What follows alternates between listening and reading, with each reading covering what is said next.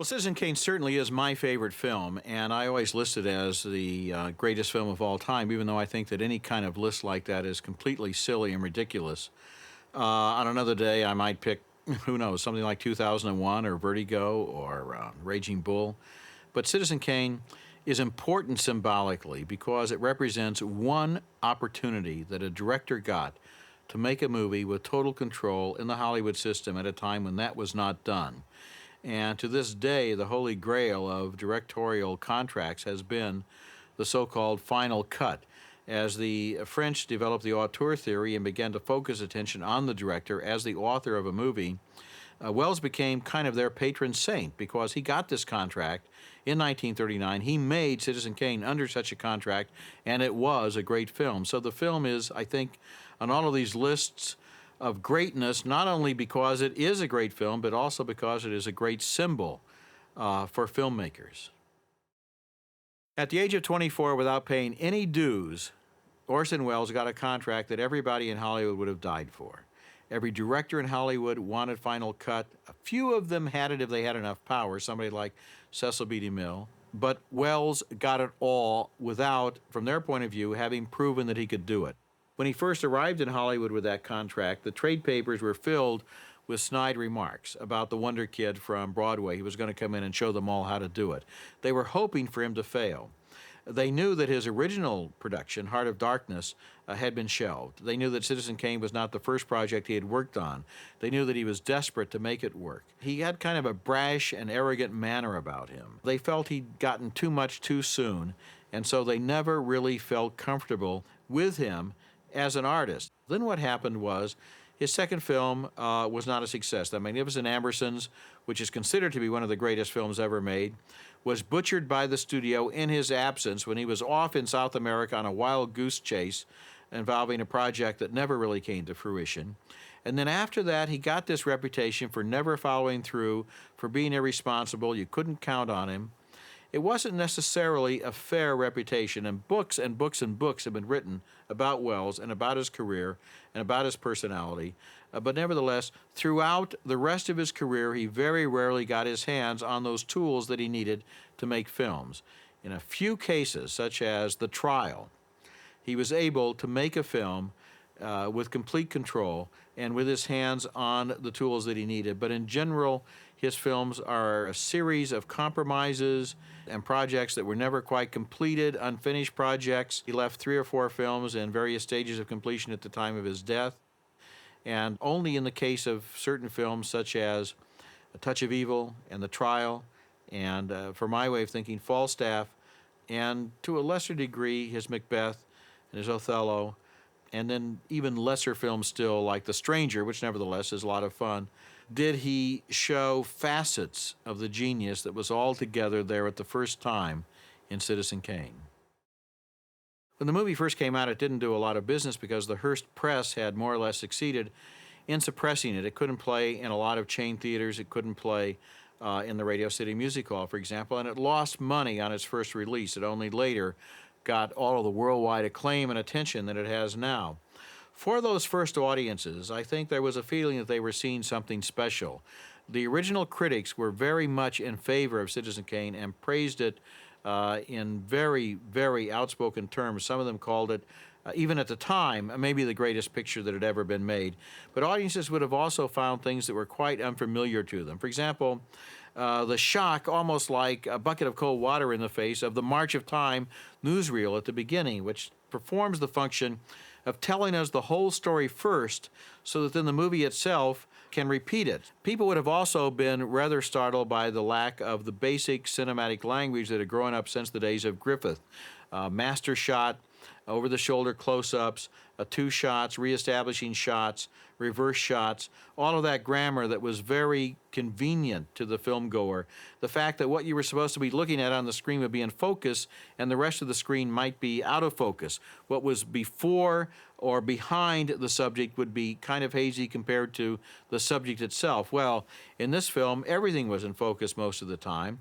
You had to decide for yourself what to look at. There were long takes. The actors had the freedom to move around within the space as they did on the stage, which was what Welles wanted for them. And you also have these wonderful transitions using either sound or enormously audacious flash forwards in order to get from one part of the story to another or from one location to another.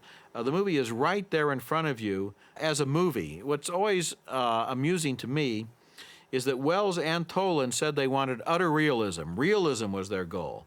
And to me, this movie is not realistic, it is stylistic.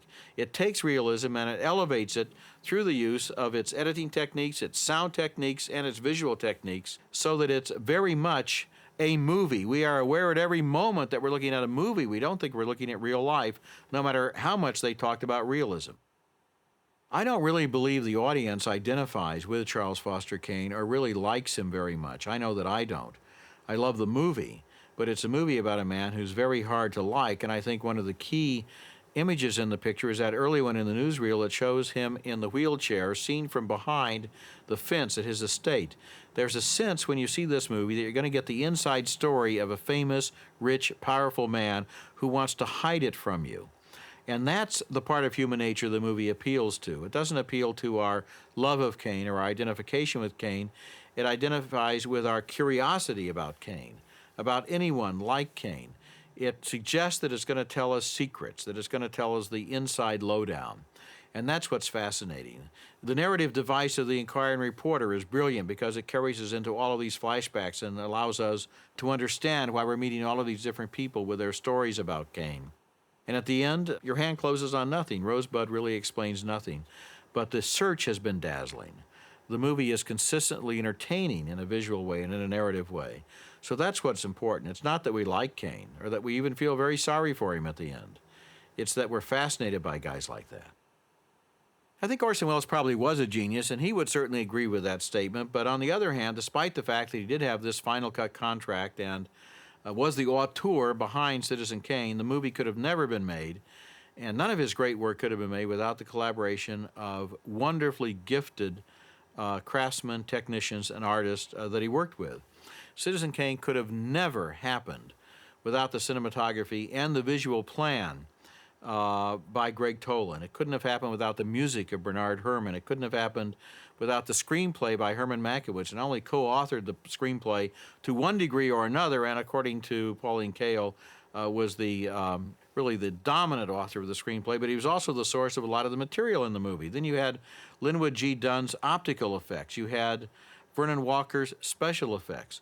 You had Perry Ferguson creating amazing sets on no budget at all, so that the movie is one of the most visually inventive films we've ever seen. You have Robert Wise as the editor, who deals with all of those incredible transitions, and sometimes just one or two frames can make the difference between a cut that works and a cut that doesn't work. Then you have all of those actors who were incredibly gifted and who came out of radio and came out of theater, and we're all trying this out for the first time. I think that's one of the important things about the movie, is that everybody involved in the acting side of the film, with a few minor exceptions, were in their first film, including Orson Welles himself. And all of the collaborators were basically young people who were excited by the chance to try to do something new. And certainly leading the spirit of that was Greg Toland as the cinematographer, a man who volunteered to work for this movie, who found it exciting to work for a director who had never worked before, because he felt this was an opportunity to try out some of his own theories, stuff that he had started with earlier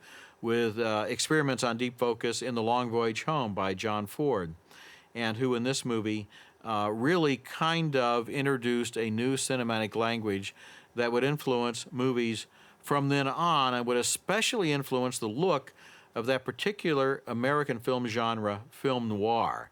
All of the film noirs of the 40s owe something to Citizen Kane, as well, of course, as to The Maltese Falcon. So I think Welles was a genius, but among the things he was a genius at was choosing the people that he worked with.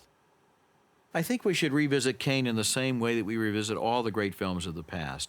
The 20th century was the first century that was recorded on film from day one until the very last day of the century. No other century has been recorded on film. Think how interesting it would be to see a film from the 1700s or from the 1500s. Any film at all would be fascinating to us. And what bothers me about a lot of younger film goers is that they don't really have much of an instinct for cinema history. In the days before home video, and indeed in the days before television, people went to repertory theaters, they belonged to cinema societies, you went to the campus film club, You saw old movies and foreign films because they were programmed. Then suddenly home video came along and you started going to the local video store and just renting a hit from 6 months ago. So that a lot of people I talk to kind of think that cinema history begins with Star Wars. They don't realize the great heritage of American and foreign films. They're closed off to black and white, and I prefer black and white to color. I think it's more stylized and more mysterious. They're closed off to acting styles that are not totally realistic. They're closed off to movies that don't move at a breakneck speed. They have little appreciation for the arc and the patience of the arc of a narrative storytelling technique. And for all of those reasons, a movie like Citizen Kane is an eye-opener. It shows you that great movies were made in the past and that great artists and great performances are there waiting to be discovered.